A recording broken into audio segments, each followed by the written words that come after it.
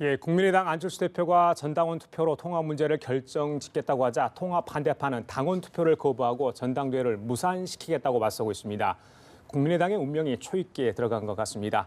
한편 자유한국당은 임종석 비서실장의 UAE 방문과 관련한 청와대 해명에 대해 적반하장이라고 반발하면서 임 실장의 직접 해명을 요구했습니다. 이 시간 최진봉 성공회대 교수, 김병민 경희대 교훈교수 두 분 모시고 자세한 얘기 나눠보도록 하겠습니다.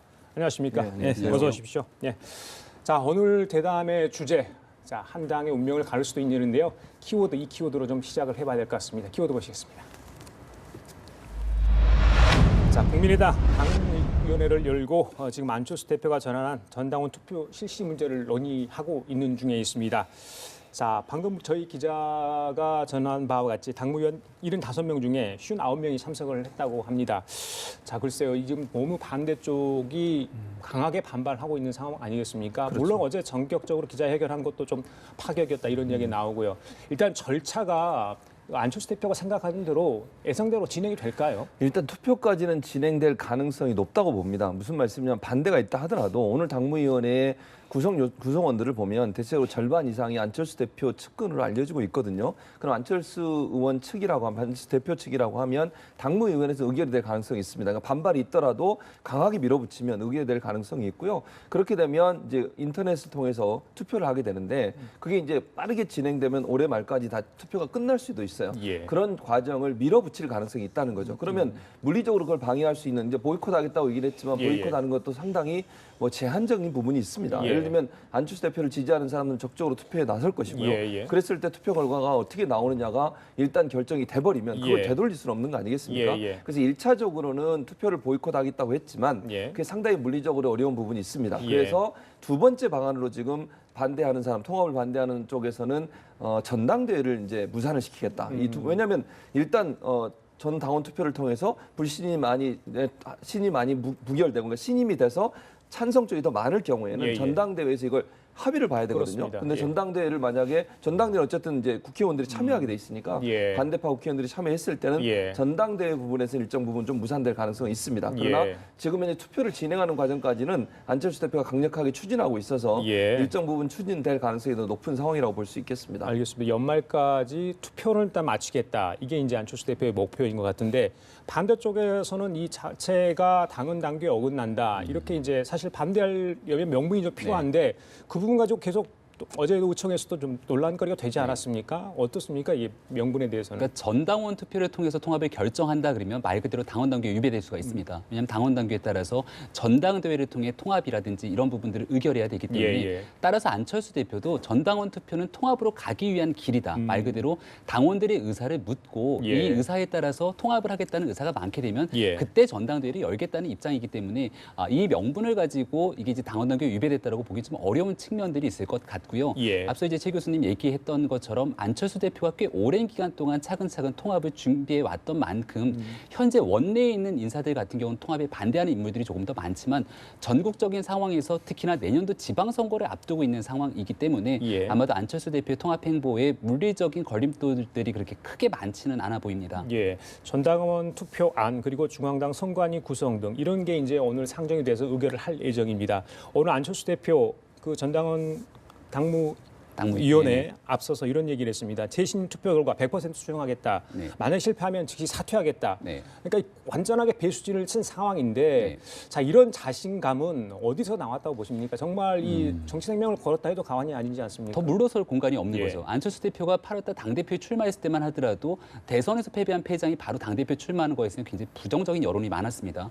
그리고 나서 안철수 당대표가 취임하고 난 뒤에는 사실 어느 정도의 지지율이 상승하는 그 뒷받침을 해줘야 되는데 지지율에 대한 변동이 전혀 없었습니다. 그러니까 안철수 대표가 이 상황 속에서 바른정당과의 통합으로 호남정당을 탈피하고 중도 정당에서 수도권 중심의 정당을 만든 다음에 내년도 지방선거에서 혁혁한 성과를 낼 수 있을 때만이 사실은 단 한 번의 대통령 선거로 갈 수 있는 한 번의 기회가 더 주어지는 거거든요. 따라서 이 기회를 이제 안철수 대표는 더 이상 이제 미루거나 놓칠 수가 없는 상황이라고 본 거고 앞에 말씀하셨던 것처럼 이번에 만약에 전 당원 투표에서 통과가 되지 않을 때는 당대표직을 내려놓을 뿐만이 아니라 그 이상의 것도 하겠다고 했습니다. 그러니까 지난번 이준석 그 최고위원의 증거 제보 조작 사건 때도 사실 많은 사람들이 정기 정계 은퇴 얘기까지 나왔지만 절대 그런 얘기를 하지 않았거든요. 예. 그 이상의 것이라고 하는 부분들은 아마 정계 은퇴까지도 그렇게 불사하겠다는 생각하시군요. 뜻이기 때문에 예. 안 대표가 이제 물러설 수 없는 길에 다다랐다 이렇게 봅니다. 그러면 이제 거꾸로 이야기하면 자충수가 될 수 있다. 그럴 그러니까 수도 최악의 있죠. 상황에서. 최악의 상황에서 그럴 수 있죠. 예. 그러니까 만약에 본인이 원하는 대로 일이 풀리지 않을 경우에는 예. 자충수가 되는 거죠. 그런데 안철수 대표 입장은 지금 상황에서 이 승부수 말고는 다른 승부를 던질 수가 없어요. 그러면 만약에 이 상황이 계속 지속되는 가운데 본인은 통합을 추진하려고 통합을 반대하는 세력들은 끊임없이 분쟁이 일어날 수밖에 없는 상황이지 않습니까? 예. 이 상황으로 가는 것은 본인이 대권 꿈을 이루는데 전혀 도움이 안 돼요. 그리고 본인은 지금 제가 볼 때는 대권의 큰 꿈을 안고서 그 큰 그림을 지금부터 그리고 있는 거거든요. 그러기 위해서는 중도 보수를 통합하고 아우를 수 있는 정당을 만들어야 되는 겁니다. 예. 지금의 국민의당 모습으로는 호남 정당이라고 하는 한계를 벗어날 수 없는 상황이 되는 것이고요. 예. 크게는 바른정당의 통합만을 저는 본다고 보지 않아요. 지금의 바른정당 통합을 넘어서서 자유한국당까지도 끌어들일 수 있는 통합으로 가려는 큰 그림을 갖고 있기 때문에 1차적으로는 바른정당과의 통합에 공을 들이지만 그게 완성이 되면 예. 이제는 보수 중도를 다 아우를 수 있는 자유한국당의 일부까지 끌어오는 그런 큰 그림을 그리고서 지금 모든 행보를 하고 있는 상황이기 때문에 예. 본인은 이 방법이 아니고서는 대권 꿈을 이룰 수 있다고 생각하지 않고 예. 그런 이유에서 이렇게 강력하게 밀어붙이는 그런 태도가 나온다고 보여집니다. 지금 화면 보시면요. 자, 이제 예를 들면 39석 국민의당 아니겠습니까? 그리고 바른정당 11석인데 예. 자, 50석이거든요. 그렇죠. 자, 박준원이 항상 얘기가 저겁니다. 3등과 4등 합쳐봤자 별로 되지 않는데 네. 굳이 왜 합히려고 하느냐. 이런 계산 아니겠습니까? 그렇죠. 타당하다고 보세요. 그러니까 지금 말씀을 예, 하신 예, 것처럼 예. 사실 39명, 11명인데 저기서 또 일부 나올 수도 있잖아요. 예. 만약에 통합을 밀어붙일 맞습니다. 때는 저기서 일부가 예, 나오면 예. 더 숫자는 줄어들 수 예, 있어요. 예. 그러나 이게 이제 씨앗이 되는 거죠, 사실은. 저기 바른정당과 국민의당이라고 하는 통합 자체가 주어지는 건 숫자의 문제가 아니라 이미지의 변신이라고 봐요. 그러니까 보수와 진보적 성향의 중도가 합쳤다 하는 그런 의미가 있는 것이고 예. 그것은 결국 자유한국당 일부까지도 만약의 경우에 홍준표 대표 체제에 대해서 문제가 발생하거나 당내 분란이 일어났을 때는 그 일부도 끌어올 수 있는 그런 큰 그림을 그린다는 거죠. 예. 그런 차원에서 본다면 지금 당장 바른정당이 11석을 가져오거나 예. 지금 당장 뭐 호남에서 일부가 빠져나간다고 하는 예, 것마저도 예. 그건 충분히 감당해낼 수 있다고 보는 겁니다. 그러니까 안철수 대표는 큰 그림을 갖고 있기 때문에 예. 지금 한두 석 이런 문제 가지고 흔들리지 않는 거예요. 그래서 저렇게 강력하게 추진하는 것이고요. 우리가 자충수라고 볼 수 있을 만큼의 위험성을 감수하면서도 강하게 밀어붙이는 그런 태도를 보인다고 보여집니다. 이 통합 결과에 따라서 정말 이 정치 지형이 좀 달라질 수 있겠네요. 네. 말씀하신 거 보면. 그러니까 정계 개편이 일어날 확률이 굉장히 높고요. 예. 어저께 이제 바른정당의 상황을 보게 되면은 원내대표로 오신환 의원 그리고 정책위 의장으로 지상욱 의원이 선출이 되게 되는데 예. 그 두 개가 굉장히 상징적인 의미가 있다고 봅니다. 뭐냐면 바른정당이 지난번 대통령 선거에서 굉장히 공을 들였던 건 TK 지역이었죠.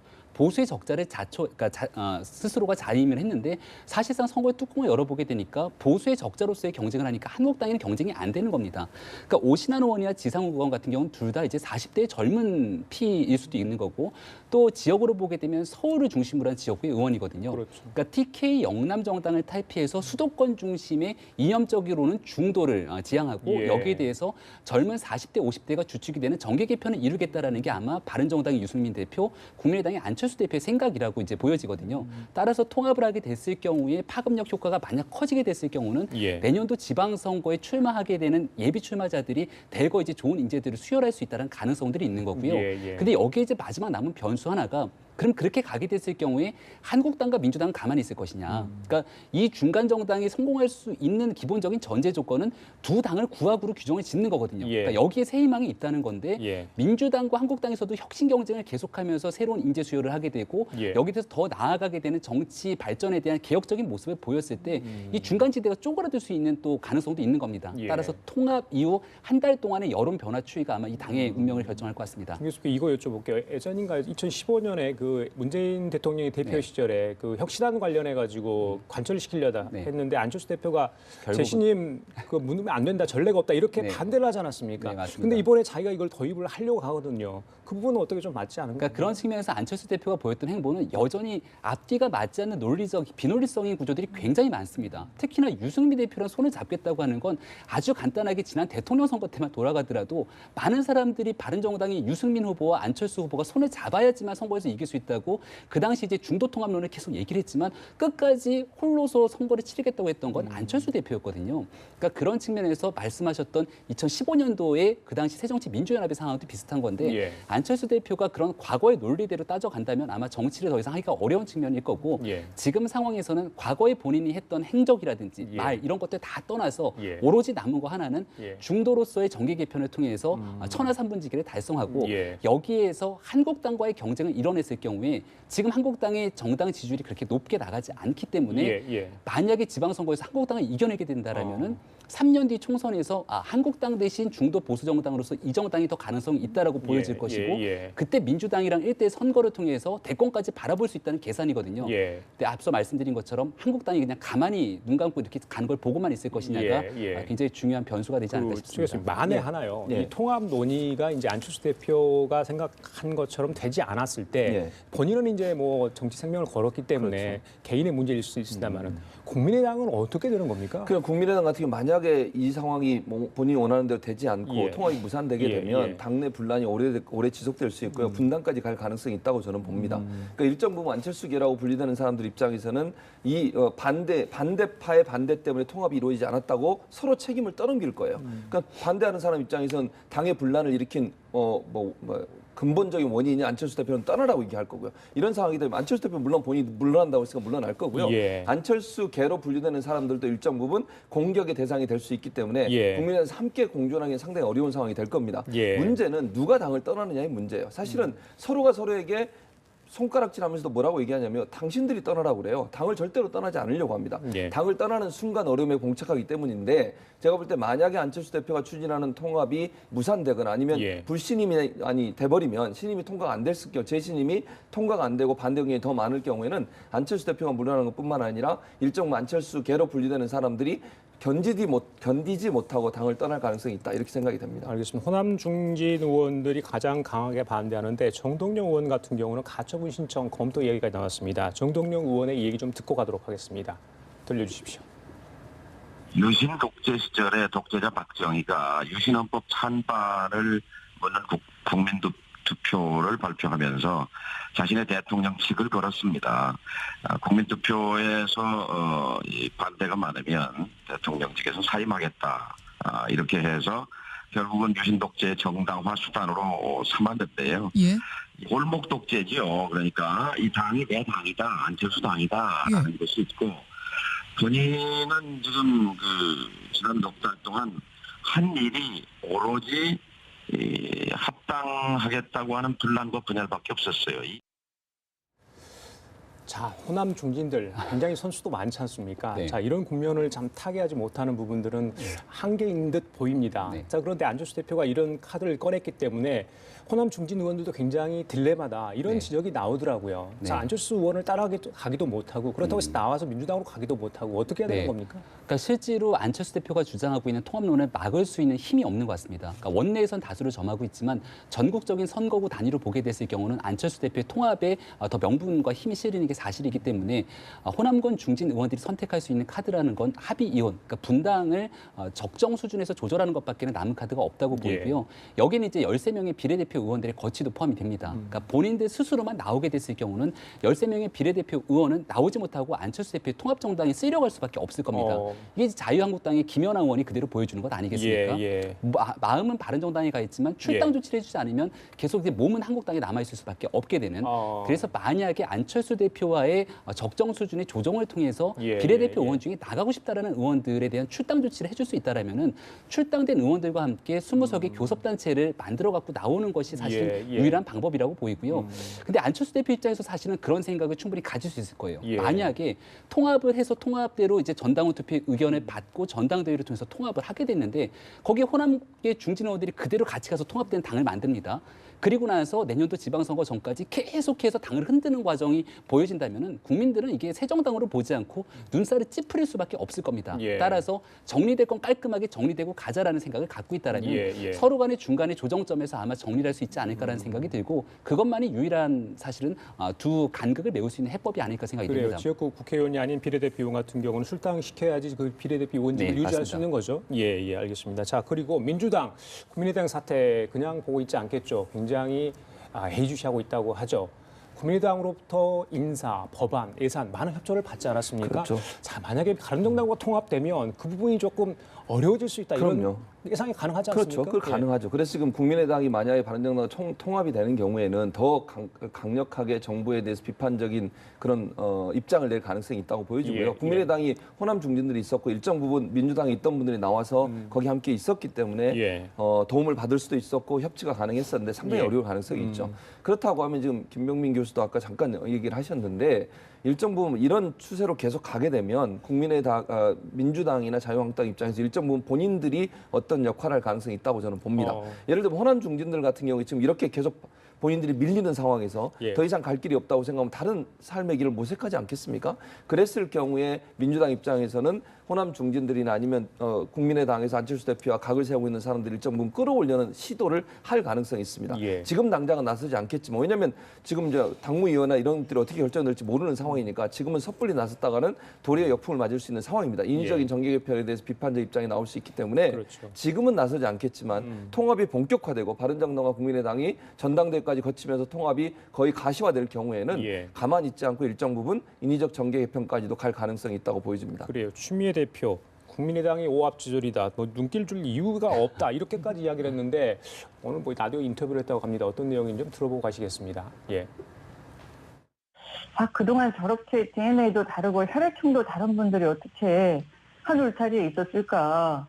결국은 스스로의 그 단합된 의지, 국민에 대한 약속 이런 것도 지키지 못하는 오합지졸 아니었나. 아마 대단히 실망을 하실 것 같은데요. 사당의 어떤 문제에 대해서 제가 눈길을 준 바도 없고 눈길을 앞으로 줄 이유도 없고 그래요. 받고 안 받고의 문제가 아니고요. 그건 각자의 몫인 것이지 뭐 누구한테 포용의 정신을 발휘하라 빗받아내듯이 하는 그런 남의 그 손을 빌려서 자기 정치를 하는 건 아닌 것이죠. 네, 알겠습니다. 네. 예. 자, 각당의 정치를 하라. 뭐 이런 이야기인데 쉽게 이야기하면요. 하여튼 뭐 어떤 결론이 날지 좀 지켜봐야 될 상황이고.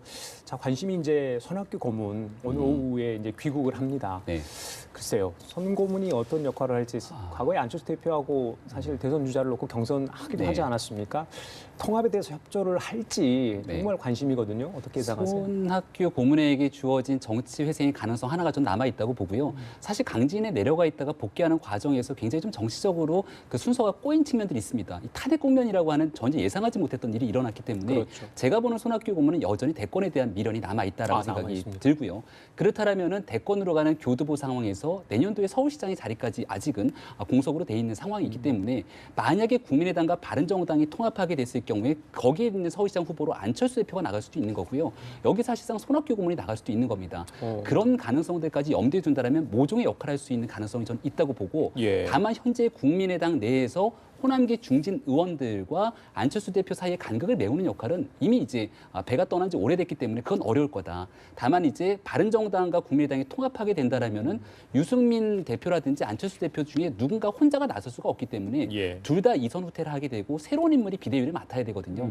거기 이제 손학규 고문만큼 좋은 인물이 없기 때문에 예. 그 정도의 역할을 하지 않을까라는 개인적인 생각이 듭니다. 대선의 꿈을 아직 버리지 못했다 우리 김 교수께서 말씀하시는데 안철수 대표는 이제 귀국을 하면 통합 문제를 함께 의논하자고 했다. 아직까지 통합 문제를 논의하지는 않았다. 이렇게 이야기를 했습니다. 어떻게 예상하십니까? 뭐 손학규 전 고문이죠. 고문 같은 경우도 일정 부분 본인의 역할을 하려고 할 거예요. 지금처럼 이렇게 혼란한 상황에서 본인의 역할에도 주목을 받지 않겠습니까?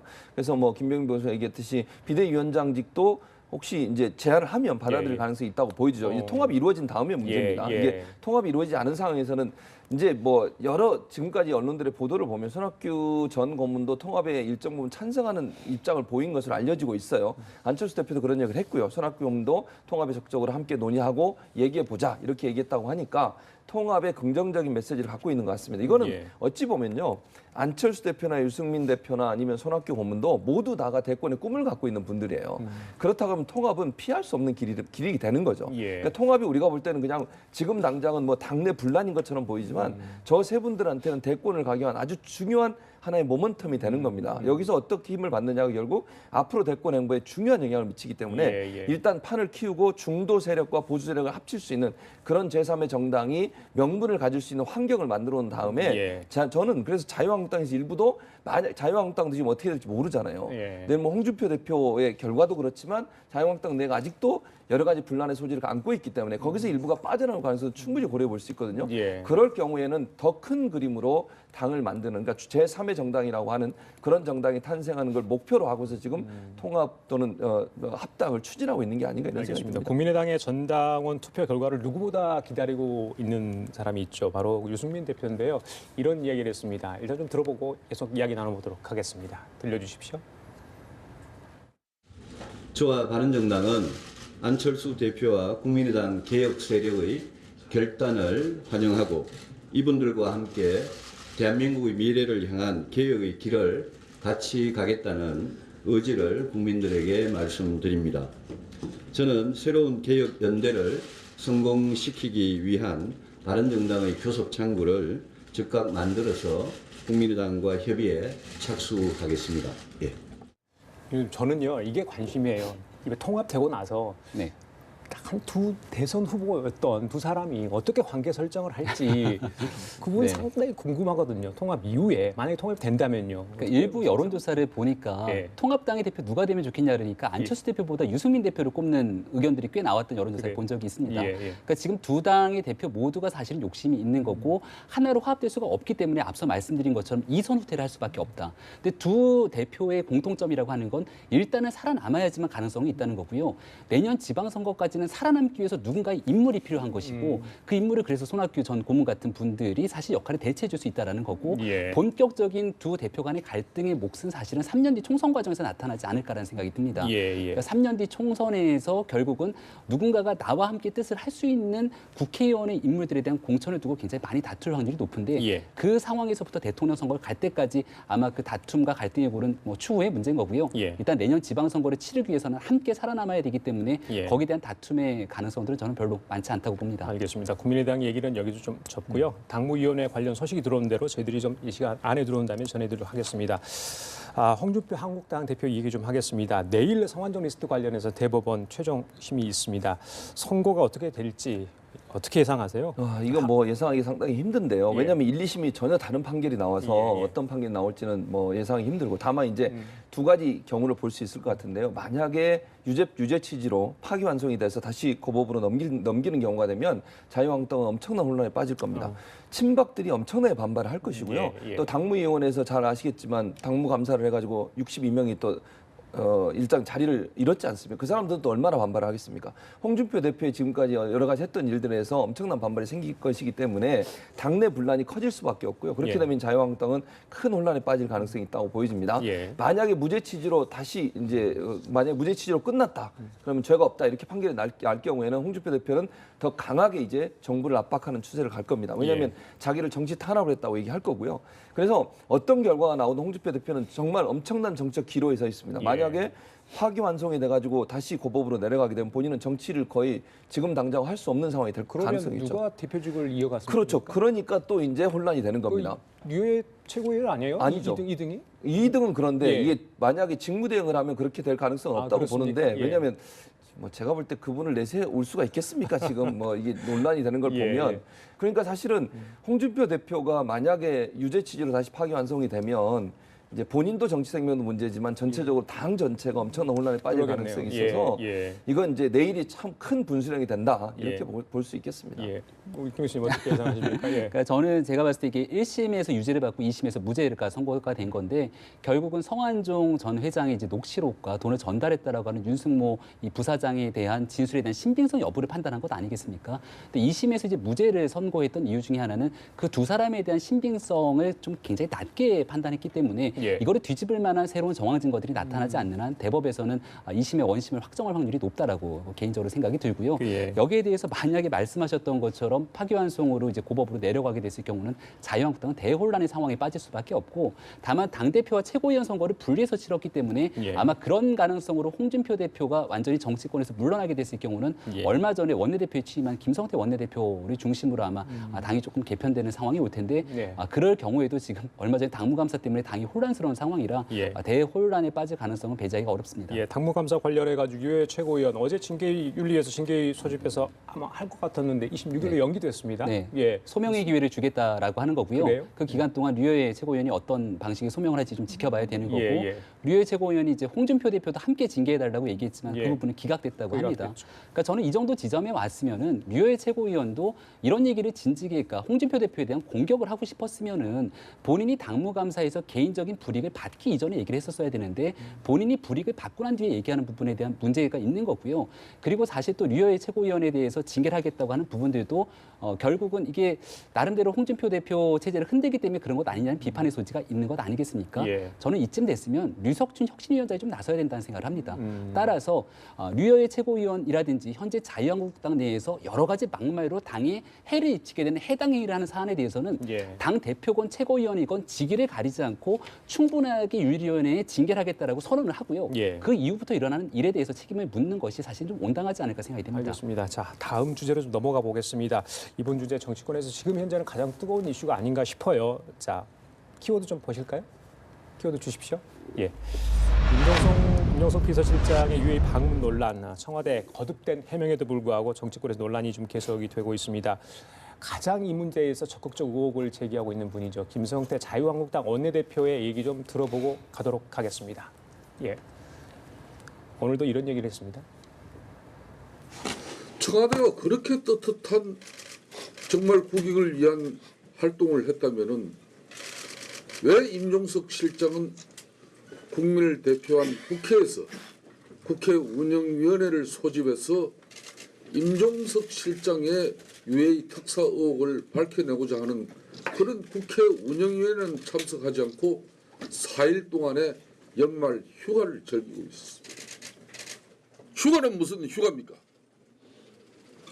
적각 복귀해서 국민적 의혹을 소상하게 한전 국민적 의혹 없이 진실을 이야기하지 않으면 저희 자유한국당은 특단의 입장을 내도록 하겠습니다. 자, 직접 나와서 해명하지 않으면 특단의 대책을 마련하겠다 했습니다. 예, 지금 예. 임종석 실장 내일까지 휴가인가요? 내일까지 휴가죠. 예. 자, 어떻게 예. 보세요? 지금 아니, 사태에 그러니까 대해서는. 저는 이렇게 생각해요. 그러니까 청와대는 계속 그냥 뭐 통상적인 방문이었고 예. 관계 개선을 위한 방문이었고 그다음에 이제 우리나라 군인들이 파견돼 있는 거 격려차 같다 이렇게 얘기하는데 이제 그게 조금 이제 이 좀 자세히 설명을 해주면 좋을 텐데 그 예. 부분이 약간 빠진 부분이 아. 여러 가지 이제 비난을 받고 있는 것 같아요. 그래서 해외 파견대 부대 장병 격려하기 위해서 또 양국 간의 파트너십을 강화하기 위해서 예. 또 뭐 소원해진 양국 관계 복원을 위해서 이렇게 얘기하는데 저게 약간 이제 듣기에 따라서는 너무 두루뭉실한 해명이 아닌가 이런 지금 논란이 일고 있는데 저는 그냥 청와대가 조금 더 자세하게 설명해 줬으면 좋겠어요. 예.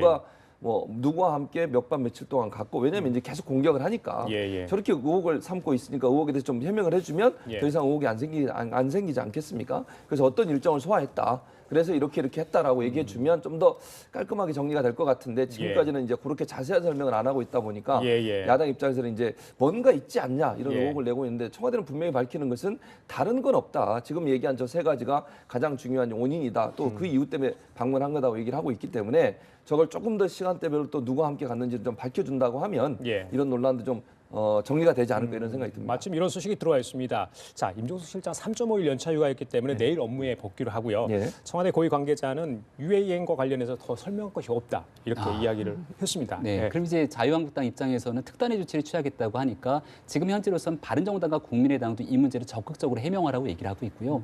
그렇다면 야3당이 합의해서 국정조사를 추진할 가능성도 배제하기는 어렵습니다. 그러니까 이 부분에 대해서 저는 상황에 대해서 첫 번째 청와대가 얘기한 것처럼 파병 장병들이 격려 정리하러 간 부분만은 분명히 아닌 것이 확실해진 것 같고요. 그렇다면 앞서 교수님이 얘기한 것처럼 상황에 대해서 소상히 좀 문제들에 대해서 설명할 필요가 있다. 그리고 설명하는 과정에서 청와대에 문제가 조금 발견될 수도 있다고 생각합니다. 문제가 발견되면 문제에 대한 책임을 지면 되는 거거든요. 그러니까 과거 박근혜 정부를 통해서 우리가 좀 배워야 될 필요가 있는데 박근혜 정부가 저는 무너지게 된 결정적인 계기는 정윤회 문건 때 시작됐다고 봅니다. 그 당시에 정윤회 문건이 나오게 되고 비선 실세 의혹이 나오게 됐을 때 그거 덮으려고 노력할 것이 아니라 문제가 되는 부분을 정리했으면 박근혜 대통령이 저런 상황까지 오지는 않았을 거거든요. 그러니까 여기에 대해서 실제로 뭐가 문제인지는 아무도 모릅니다. 얘기를 하고 있지 않기 때문에. 그렇다면 만약에 문제가 될 것이 있더라도 없으면 해명하면 되는 거고요. 문제가 될 것이 있더라도 지금 설명을 하면서 정리를 하면은 문제가 없을 건데 그것을 정리하지 않고 쭉 진행되게 됐을 경우에는 훨씬 더 큰 문제로 이제 비화될 수가 있기 때문에 아마 청와대 입장 표명이 굉장히 주목이 되는 그래요. 부분입니다. 마지막으로 두 분께 이거 질문하고 좀 정리를 하겠습니다. 지난 문재인 대통령 중국 방문 때 중국 경호원들로부터 한국 기자 두 분이 굉장히 집단 폭행을 당해서 그렇죠. 지금도 병원에 치료 중인 걸 알고 있습니다만은 그 뒤로 일주일이 딱 됐어요. 일주일이 지냈는데 과연 중국 당국에서 제대로 좀 사건 처리를 하고 있는지 그리고 우리 외교 당국은 적극적으로 중국이 어떤 일을 지금 하고 있는지 제대로 좀 하고 있는지 관리 감독을 하고 있는 건지 항의할 부분은 항의를 하고 있는 건지 궁금하거든요. 그렇죠. 그런 부분이 제대로 지금 밝혀지지 않고 있고요. 이제 어느 정도까지 처리가 됐는지는 국민들 앞에 밝히지 않기 때문에 모르고 있는 상황 아니겠습니까? 저는 그래서 이게 중국에 있는 주중 우리나라 한국 대사관도 그렇고 그다음에 외교부도 그렇고 적극적으로 나서 이 문제가 제대로 처리되고 있는지를 끊임없이 팔로우해야 한다고 생각을 합니다. 왜냐하면 국민들이 저거에 대해서 엄청나게 분노했었고요.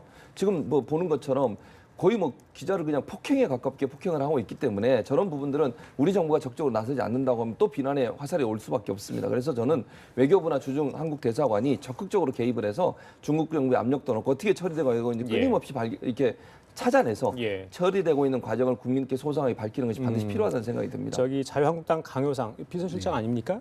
중국 경호원 한국 기자 집단 폭행 규탄 결의안을 발의를 했습니다. 자유한국당 의원들이 이제 동의 서명을 했는데 맞습니다. 어떻게 보세요? 국회 차원에서 해결하려고 하는 노력들이 좀 보인다라고 이제 볼 수가 있는 거고요. 아직까지 중국 정부에서 어떤 공식 사과도 하지 않았죠. 그러니까 우리 기자 2명이 폭행을 당하고 그날 굉장히 크게 고통을 당하고 있는 상황에서도 새벽까지 공안의 조사를 받았습니다. 왜냐하면 조사를 받아야지만이 중국 정부가 문제를 확인하고 거기에 대해서 해명하거나 조치를 할 수 있다는 건데 아직까지 아무런 일이 벌어지고 있지 않습니다. 우리 측 기자 2명은 아픈 상황에서 새벽까지 조사를 받았다는 거 분명히 인지를 해야 될 거고요.